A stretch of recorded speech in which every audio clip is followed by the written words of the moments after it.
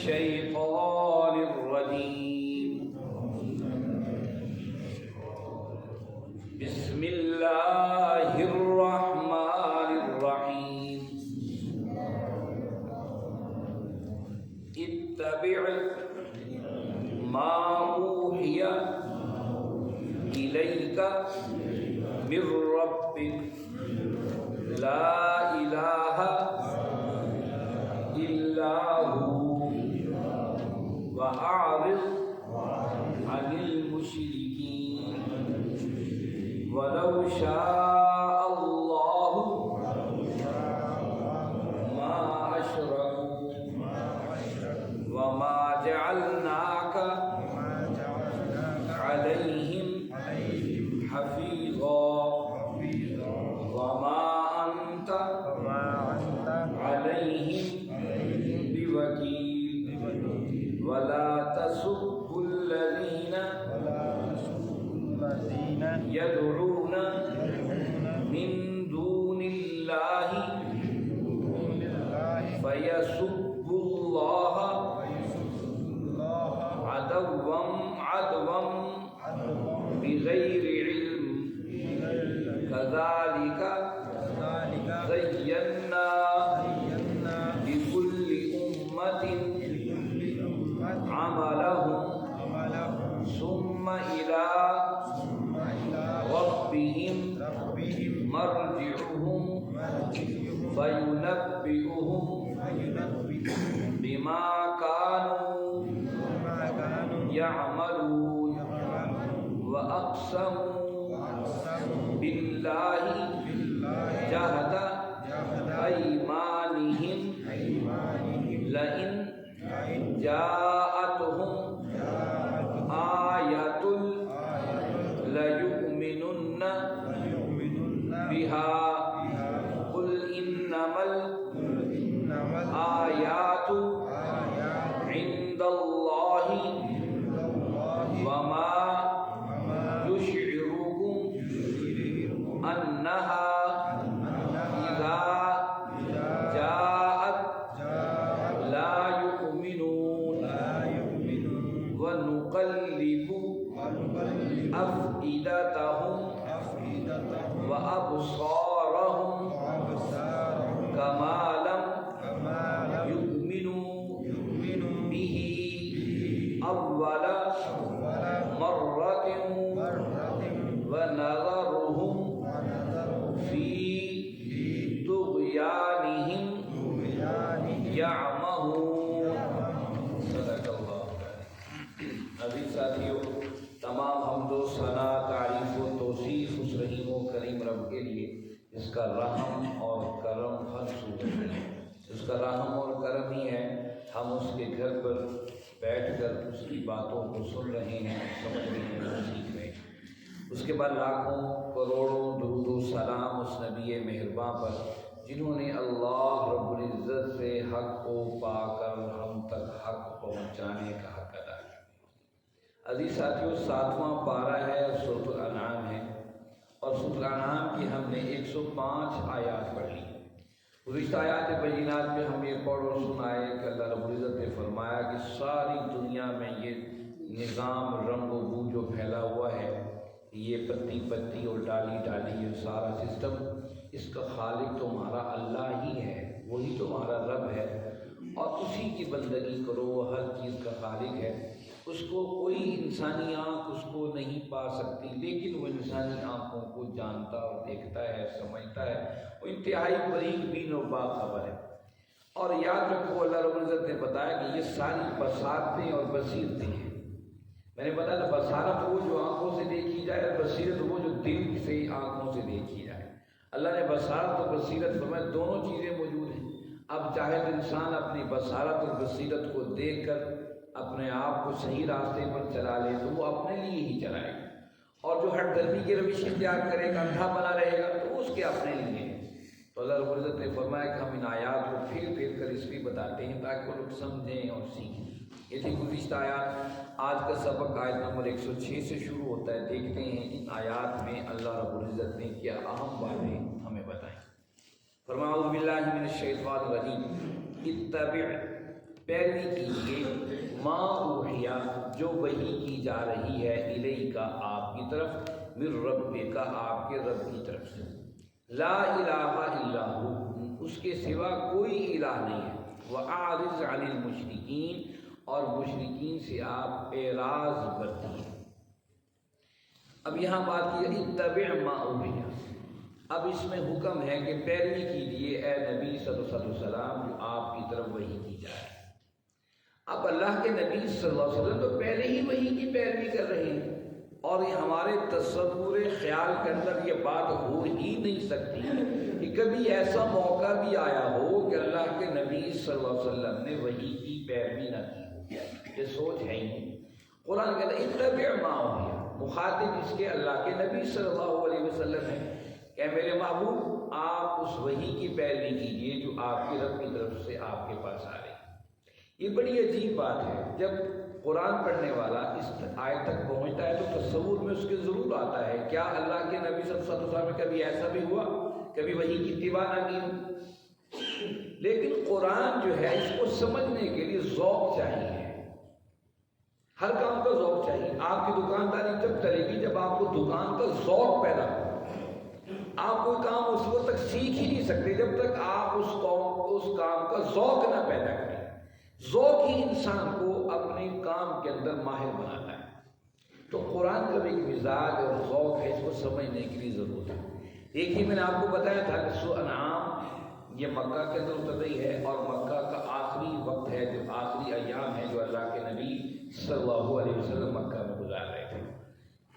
مکہ کے اندر جو بھی صورتیں اتری ہیں ہجرت سے پہلے انہیں مکی صورتیں کہا جاتا ہے، اور یہ 13ویں سال میں آخری جو سال آپ کا چل رہا تھا اس میں یہ صورت اتر رہی تھی۔ مکی اور مدنی صورتوں کا ایک زبردست امتزاج ہے۔ مدنی صورتوں کے اندر ایک ریاست وجود میں آ چکی تھی اور بڑی تعداد بڑا کراؤڈ اسلام کے ساتھ مل چکا تھا، اس لیے جو ہی مدینہ میں آپ آتے ہیں اور جو ہجرت کے بعد صورتیں نازل ہوئی ہیں وہاں براہ راست جہاں پر اہل ایمان سے مخاطب ہونا تھا یا ایھا الذین آمنوا کہہ کر مخاطب کیا گیا، ایمان والوں سنو۔ جب حضور سے مخاطب ہونا تھا تو اللہ کے نبی صلی اللہ علیہ وسلم کو کہہ کر مخاطب کیا، منافقوں کو خطاب کرنا تھا یا المنافقون کہہ کے مخاطب کیا، اور اس نے یہودیوں کو کہہ کے مخاطب کیا۔ اب مسلمان بھی وہاں تعداد میں تھے تو آپ مدنی صورتوں میں یہ بات دیکھیں گے یا ایھا الذین آمنوا کہہ کر اے ایمان والوں سنو، لیکن مکہ کے اندر ایسا نہیں تھا، وہاں اکثریت مشرکین کی تھی اور ایمان والے بہت تھوڑے تھے۔ اب براہ راست مکہ کی صورتوں کے اندر یا ایھا الذین آمنوا کہہ کے مخاطب نہیں کیا گیا کیونکہ اکثریت مشرکین کی تھی، مسلمان تھوڑی تعداد میں تھے۔ اگر اہل ایمان کو کوئی بات سمجھانا ہوتی تھی، سکھانا ہوتی تھی تو مخاطب اللہ کے نبی صلی اللہ علیہ وسلم ہوتے تھے تاکہ وہ سننے کے بعد اپنی زندگیوں میں تبدیلی آئے۔ گویا کہ یہاں بتایا جا رہا ہے اتبع ما اوحی الیک من ربک، اہل ایمان سنو، بتایا اللہ کے نبی صلی اللہ علیہ وسلم کو جا رہا ہے، لیکن مخاطب وہ تمام اہل ایمان جو مٹھی بھر آپ کے ساتھ اس مکہ کی سرزمین پر موجود تھے کہ سنو یہ وحی ہی وہ چیز ہے جو تمہیں نجات دے سکتی ہے، جو آسمان سے جبریل لے کر کے زمین پہ اتر رہے ہیں، اور قیامت تک یہ وحی پر عملی زندگی چلاؤ گے اپنے آپ کو تو کامیابی کے راستے تمہیں ملے گی، کسی کی پیروی کے ساتھ تمہیں ملے گا۔ اچھا اس کی اتباع کا لفظ استعمال ہوا ہے، اتباع کا لفظ عام طور پہ ہم اس کو مطلب اس کے پیروی کرتے ہیں، لیکن اتباع عربی زبان کا بڑا گہرائی امیز لفظ ہے۔ اتباع طبیہ سے نکلا ہے، طبیہ کسے کہتے ہیں؟ آپ نے کبھی دیکھا ہوگا گائے کا جب بچڑا ہوتا ہے وہ جب پیدا ہوتا ہے، جب کچھ چلنے کے قابل ہوتا ہے تو ماں کے پیچھے پیچھے پیچھے پیچھے چلتا ہے، جہاں جہاں گائے قدم رکھتی ہے بچڑا اس کے پیچھے پیچھے اسی جگہ قدم رکھتا ہے۔ آپ دیکھو گے کہ مالک بھی بچڑے کو باندھتا نہیں ہے، پتہ ہے جہاں جہاں ماں جائے گی پیچھے پیچھے جائے۔ اس کو عربی زبان میں طبیہ کہا جاتا ہے۔ وہ کہ بتا جائے اتبع کہ تمہیں اس طریقے سے وحی کی پیروی کرنی ہے، جہاں تمہیں وحی کہہ دے رک جاؤ وہاں رک جانا ہے، جہاں کہے چل پڑو وہاں چل پڑنا ہے۔ زندگی کے جو طریقہ وحی سکھائے گا اس کے مطابق تمہیں زندگی کو لے کر چلنا ہے۔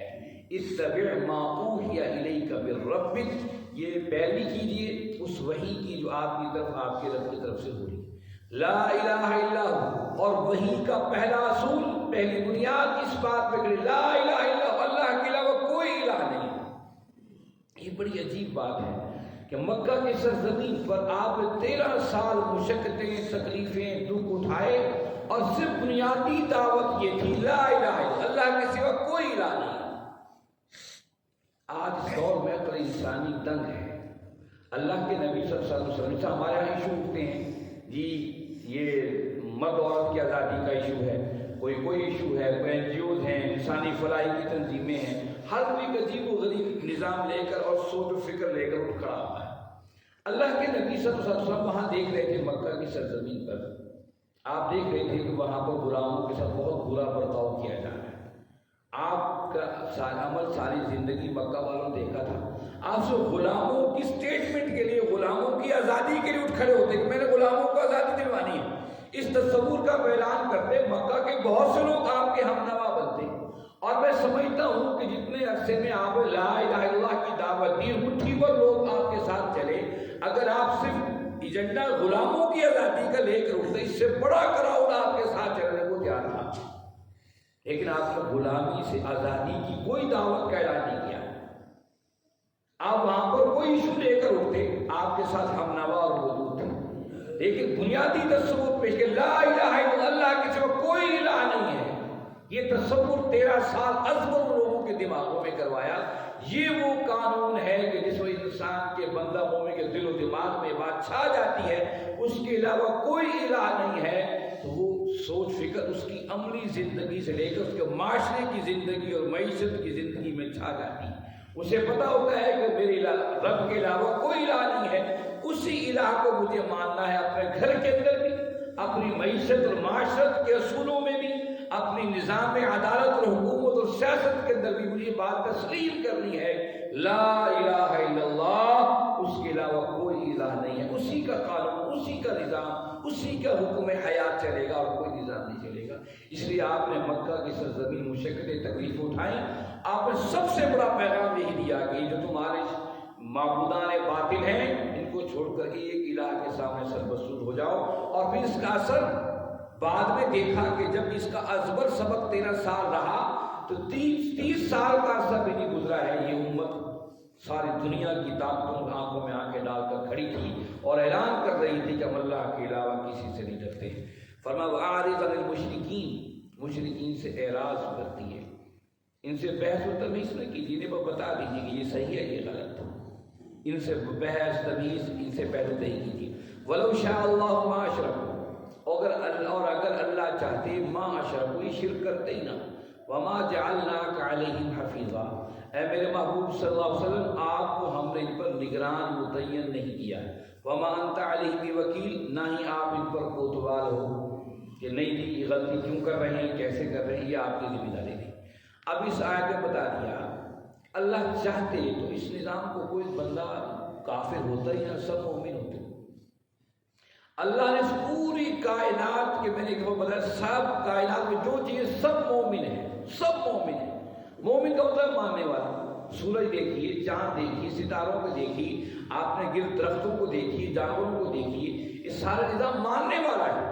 فرشتوں کو دیکھیے، اللہ مطلب ہمیں سارے مومن ماننے والے ہیں۔ اللہ نے چاہا کہ ایسی مخلوق تیار کی جائے جو میری مرضی سے نہیں، اپنی سوچ و فکر سے، اپنی سوچ سے مجھے معبود مانے اور میری بندگی اختیار کرے۔ اس میں وَلَوْ شَاءَ اللَّهُ مَا أَشْرَكُوا، اللہ چاہتا تو کوئی بھی شرک نہ کرتا، لیکن اللہ نے ایسا کیا تاکہ لوگ خود پہچانے اپنے رب کو، تاکہ انہی کے لیے جنت اور جہنم کی ترتیب دے دی۔ وَمَا جَعَلْنَاكَ عَلَيْهِمْ حَفِيظًا، اے میرے محبوب صلی اللہ علیہ وسلم آپ ان پر نگران نہیں ہیں کہ لازمی ہی اسلام قبول کریں۔ وما تعلیم وکیل، نہ ہی آپ ان پر کوتوال ہیں۔ اللہ کے نبی صلی اللہ علیہ وسلم نے ساتھ فرمایا میری اور تمہاری مثال ایسے ہے جیسے کسی صاحب نے آگ جلائی اور پتنگے اس پر آ گئے، اور ایک شخص پتنگوں کو بچا رہا ہے آگ میں گرنے سے، لیکن پتنگے ہیں وہ آپ دیکھتے ہیں بارش ہو جائے تو پتنگے لائٹ اور روشنی پر آ کے گرنا شروع ہو جاتے ہیں، آگ پر گرنا شروع ہو جاتے ہیں۔ تو اللہ کے نبی صلی اللہ علیہ وسلم نے فرمایا میری اور تمہاری مثال ایسی ہے، تم جہنم میں جانا چاہتے ہو، میں تمہاری کمر سے پکڑ پکڑ کر کھینچ کر تمہیں جنت لے جانا چاہتا ہوں، لیکن تم سمجھنے کو تیار نہیں۔ تو آپ نے فرمایا پھر قرآن بار بار اپنے محبوب کی اس ادا کو اس انداز میں بیان کہ لعلک باخع نفسک، میرے محبوب ان کے لیے اپنے آپ کو ہلاک کر دیتے، آپ کو اپنی اذیتوں کی تکلیف نہیں ہوتی تھی، جو آپ کو تکلیفیں دی اہل مکہ نے، دیگر لوگوں نے دی، ظالموں نے دی، آپ کے زخموں کی آپ کو یہ تکلیف تھی، یہ ایمان کیوں نہیں لے کر آتے؟ کہا یہ سارے ایمان لے آئیں اور اس جنت کے راہی بن جائیں جو اللہ رب العزت نے ترتیب دی ہے۔ اب دیکھیے، اب اگلی آیت میں اللہ اس انسان کو، اس بندہ مومن کی اخلاق سکھا رہے ہیں۔ قرآن نے اخلاق سکھائے ہیں، آج وہ اخلاق ہم سے کہیں گم ہو گئے۔ دیکھیے وَلَا تَسُبُّوا الَّذِينَ، نہ تم گالی دو ان لوگوں کو، يَدْعُونَ مِن دُونِ اللَّهِ، جنہیں وہ لوگ اللہ کے سوا پکارتے ہیں، فَيَسُبُّوا اللَّهَ، بس وہ گالی دیں گے، عدوًا گستاخی کریں گے اللہ کی، بغیر علم، بغیر کسی علم کے۔ کذالک، اسی طریقے سے، زینا، ہم نے خوبصورت اور خوشنما بنا دیا ہے، لکل امت، ہر گروہ کا، عملہم، ان کا عمل، ثم الی ربہم مرجعہم، پھر اپنے رب کی طرف انہیں پلٹنا ہے، فینبئہم، پس وہ انہیں خبردار کر دے گا، باخبر کر دے گا، بما کانوا یعملون، جو کچھ وہ کرتے رہے ہیں۔ اس آیت میں اللہ رب العزت نے ساتھ بتایا کہ اہل ایمان اخلاق اور کردار یہ اس امت کا خاصہ ہے۔ اب مکہ میں مخالفتیں شروع ہوئی تھیں، اہل مکہ کہیں بلال کو، کہیں عمار کو، کہیں یاسر کو، کہیں زنیرہ رضی اللہ عنہ کو، کہیں سمیہ کو، کہیں کسی کو مار رہے تھے، تکلیفیں دے رہے تھے، مشقتیں اٹھا رہے تھے۔ اب لا محالہ یہ فطرتی بات ہے، آپ کسی کو مارو، آپ کے پاس طاقت ہو، وسائل ہو، اور آپ کسی بے بس بندے کو مارو، مظلوم کو، وہ لڑ نہیں سکے گا لیکن آپ کو گالیاں ضرور دے گا۔ آپ دیکھ لیجیے معاشرے میں ایسے ہی ہوتا ہے۔ لیکن اسلام کی اخلاقیات دیکھیے، ان حالات میں جب پورا مکہ اسلام کے مخالفت پہ جڑا ہے، لگا ہے، اس پر اللہ کہہ رہے کہ دیکھو اس مخالفت کے اندر اہل ایمان تم حد سے نہ پڑ جانا، جہاں زبردست اخلاقی نظام اس امت کو دیا۔ ہم نے قرآن تو پڑھا ہی نہیں ہے، اللہ کہتا ہے وَلَا تَسُبُّوا الَّذِينَ يَدْعُونَ مِن دُونِ اللَّهِ، ان کو مت گالی دو جو اللہ کے علاوہ جن کو پکارے، لات کو، منات کو، حزن کو، عزا کو، نائلہ کو، جو بت بنا، انہیں گالی مت دو، ان کی وجہ سے تو ہماری تباہی پھیر رہے ہیں، ہم انہیں گالی کیوں نہ دیں بھائی؟ قرآن کا کیا ضابطہ اخلاق ہے، اور ہم کیا کرتے ہیں، تھوڑی سی مخالفت ہو جائے مسلکوں اور فرقوں کی، آپس میں دوسرے کو بڑوں گالیاں دے رہے ہوتے ہیں۔ اسلام نے گالم گلوچ کا تصور نہیں کیا ہے یار، اسلام نے ایک با اخلاق اور با کردار دیا۔ میں نے آپ کو بتایا تھا میدان احد سجا ہے، اللہ کے نبی صلی اللہ علیہ وسلم پوچھتے ہیں بھائی اس تلوار کا حق کون ادا کرے گا؟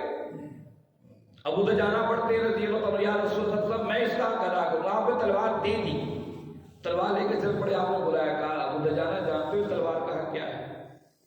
فرمایا یا رسول بتائی دیجیے۔ فرمایا یہ اس کا حق یہ ہے کسی مظلوم پر نہ اٹھے، کسی عورت پر نہ اٹھے، کسی میدان جنگ سے بھاگتے ہوئے پر نہ اٹھے۔ کیا اسلام نے اصول دیے؟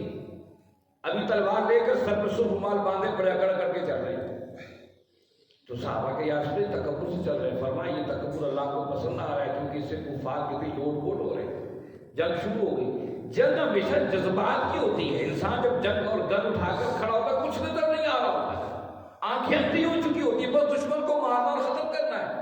ابو دجانہ تلوار لیے دشمن کو ختم کرتے چلے جا رہے ہیں، اور وہاں سے آواز آ رہی ہے کہ نکر سے کہ کوئی شخص ہے جو ترانے اور نظمیں پڑھ رہا ہے، جس کی جلالت یہ ہے کہ لوگ اس کی آواز پر اور امڑ کر لڑنے کے لیے، جنگ کے لیے آ رہے ہیں۔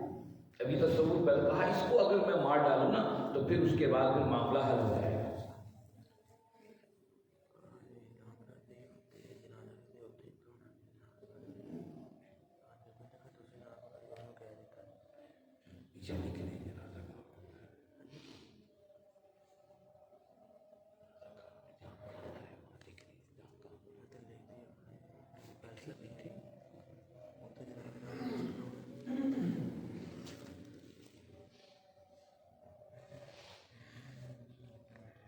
تو یہ اسلام، اب ابو دجانہ بڑھے آگے دیکھا کہ وہاں سے آواز آ رہی ہے اور وہاں سے لوگ جذبات اٹھ اٹھ کے آ رہے ہیں۔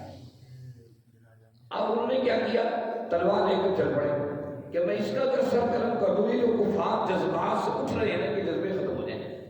آپ تلوار لے کر آگے بڑھے اور سر پہ مارنا ہی چاہتے تو سر چیخ ماری، پتہ چلا یہ تو عورت کی آواز ہے۔ آپ نے تلوار واپس آ گئی۔ مسلمانوں نے اہل ایمان نے کہا کہ تم تو بہت کہتے سر پہ سر اڑا دیتے۔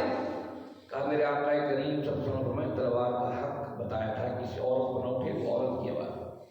میدان جنگ کے اندر بھی جذبات کو کنٹرول کرنا، یہ اسلام کے اصول ہے۔ تو اسلام کیسے عورتوں کے حقوق دبا سکتا ہے؟ اسلام کیسے مظلوم کے حقوق دبا سکتا ہے؟ کیسے لوگ اسلام کو انگلیاں اٹھاتے ہیں؟ اسلام اتنا بہترین نظام ہے کہ میدان جنگ کے اندر بھی جذبات کو کنٹرول کرنے کی بات کرتا ہے۔ اور مکہ کی سرزمین پر کہا جائے وَلَا تَسُبُّوا الَّذِينَ يَدْعُونَ مِن دُونِ اللَّهِ، خبردار جو اللہ کے سوا جن کو پکارتے گالی مت دو، فَيَسُبُّوا اللَّهَ عَدْوًا بِغَيْرِ عِلْمٍ، اس کے جواب وہ کیا کریں گے؟ تمہارے رب کو گالیاں دیں گے، ان سے دشمنی اختیار کریں گے بغیر کسی وجہ کے۔ كَذَلِكَ زَيَّنَّا لِكُلِّ أُمَّةٍ عَمَلَهُمْ، ہم نے اسی طریقے سے ہر ایک قوم کے، ہر لوگوں کے ان کے اعمال مزین کر کے دکھا دیے ہیں۔ ہم حیران ہوتے ہیں، ہندو ہمارے قریب رہتے ہیں، یہ بتوں کی مورتیاں بنا کر پوج رہے ہیں، کروڑوں خداؤں کو دعوے دار ہیں، ماننے والے کیا ہے؟ اللہ کہتے ہیں لِكُلِّ أُمَّةٍ زَيَّنَّا لِكُلِّ أُمَّةٍ عَمَلَهُمْ، ہم نے ہر گروہ کے ان کے اپنے کاموں کو مزین کر کے دکھا دیا، خوبصورت کر کے بنا دیا۔ ان خوبصورتی کے اندر اپنے عقل اور فہم سے اس ہدایت کے راستے کو جستجو اور تلاش کرنی ہے، یہ اللہ کا نظام ہے۔ ثُمَّ إِلَىٰ رَبِّهِمْ يَرْجِعُونَ، پھر ان سب کو اس کی طرف پلٹ کے آنا ہے۔ فَيُنَبِّئُهُم بِمَا كَانُوا يَعْمَلُونَ، بس وہ انہیں بتا دے گا، خبردار کر دے گا، جو کچھ باخبر کر دے گا جو کچھ کرتے رہے۔ وَأَقْسَمُوا بِاللَّهِ جَهْدَ أَيْمَانِهِمْ، وہ قسمیں کھاتے ہیں اللہ کی، جہد ایمانہم، اور اپنے ایمانی قسموں کے، لَئِن جَاءَتْهُمْ آیَةٌ لَیُؤْمِنُنَّ بِهَا، اگر کوئی ہمارے سامنے نشانی آ جاتی، کوئی معجزہ آ جاتا، ہم ضرور ایمان لے آتے۔ قُلْ إِنَّمَا الْآيَاتُ عِندَ اللَّهِ، کہہ دیجیے کہ بے شک نشانیاں تو اللہ کے ہاں ہی ہیں۔